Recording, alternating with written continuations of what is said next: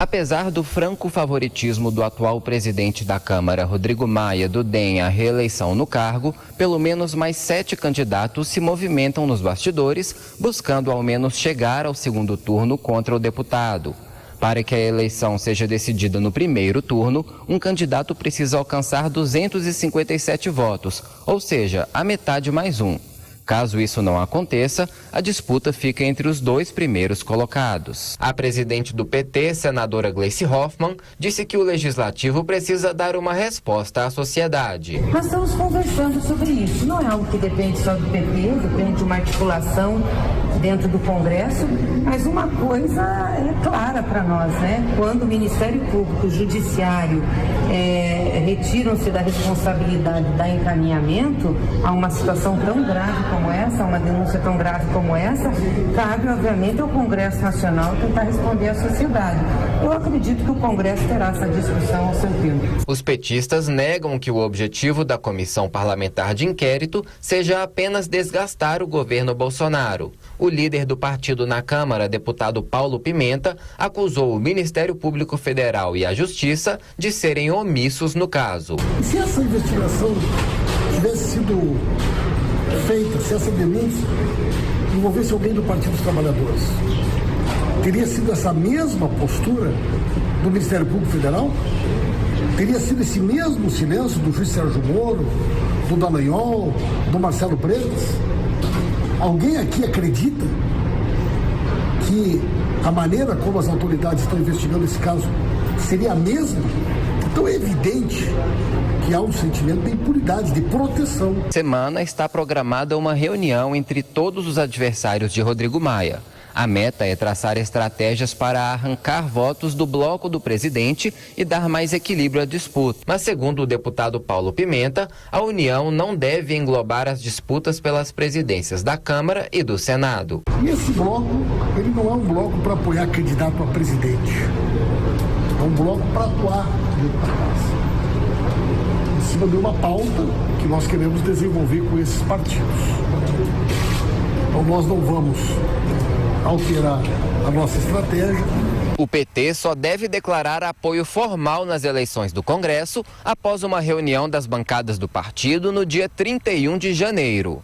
De Brasília, Levi Guimarães. E essa tentativa do PT, esse pedido de investigação, professor Vila?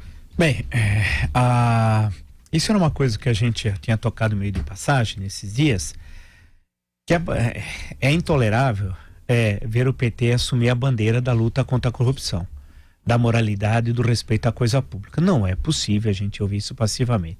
O PT é o partido petrolão, o maior desvio dos recursos públicos da história da humanidade, e tem grande parte da sua liderança e seu chefe máximo condenado e preso. Portanto, eles não têm nenhuma autoridade moral para cobrar nada. Ponto 1. Ponto 2.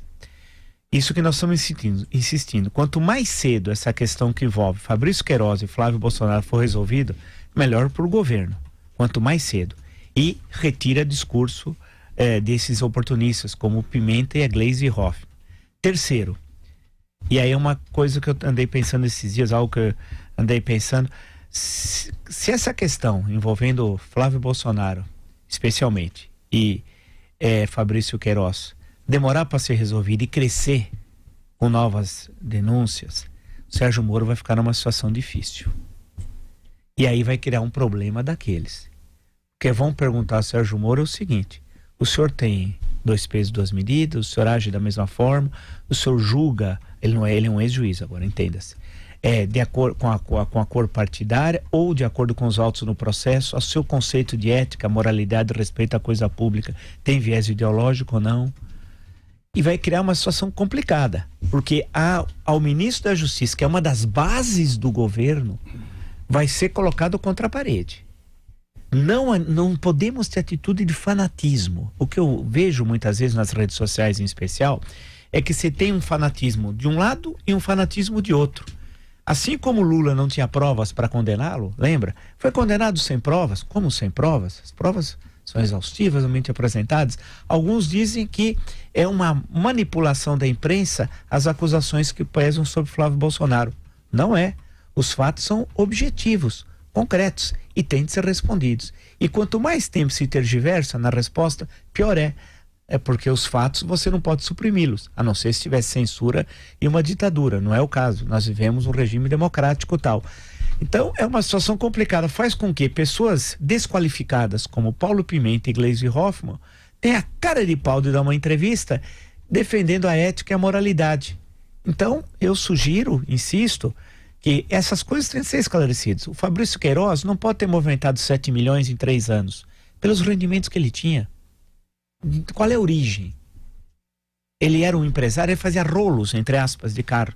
7 milhões não dá. E por que ele pediu 40 mil emprestados ao presidente?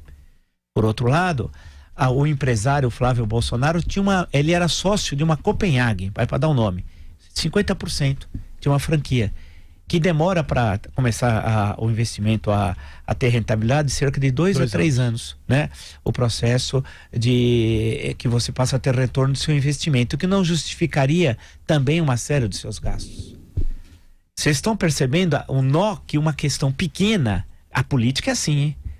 Muitas vezes uma questão menor, um cheque de um Fiat Elba terminou numa CPI e numa renúncia de presidente em 1992, um Fiat Elba, né? Então, não estou dizendo que o caso é igual agora, mas eu estou dizendo que era uma coisa menor, né? Então, política é assim, você não sabe o que vai acontecer amanhã, muitas vezes uma questão banal, e aí envolve um discurso da ética e da moralidade, que foi de um candidato e de um presidente eleito, e que é do eleitorado. Só para concluir, o eleitorado não errou em outubro, o eleitorado acertou, os seus princípios que o eleitorado defendeu em outubro estão absolutamente corretos. O desafio é quem recebeu esse caminhão de votos entender o recado do eleitorado e colocar em prática na sua gestão. São esses eleitores que têm de ser atendidos, e nós aqui temos cobrado permanentemente e continuaremos a cobrar a investigação do caso, que aliás está sendo feita. Está sendo feita. E que vá até o fim. Agora, eu nego ao PT o direito de falar sobre corrupção. Você imagina. Por exemplo, nessa lista da Assembleia Legislativa tem petistas. Lidera com André Siciliano. Por exemplo, eles não abrem a boca. Eles falam, a Gleisi, falar em moralidade, combate à corrupção, Paulo Pimenta. Quer dizer, eles acham, a Gleisi disse, o Flávio Bolsonaro poderia usar o argumento dela para desqualificar o Petrolão. Ela disse que são 8 bilhões diante do faturamento da Petrobras. O que são, então, 1.200.000? Isso aí é um absurdo. O PT é cínico, institucionalizou a corrupção e não tem o direito de tentar hastear essa bandeira.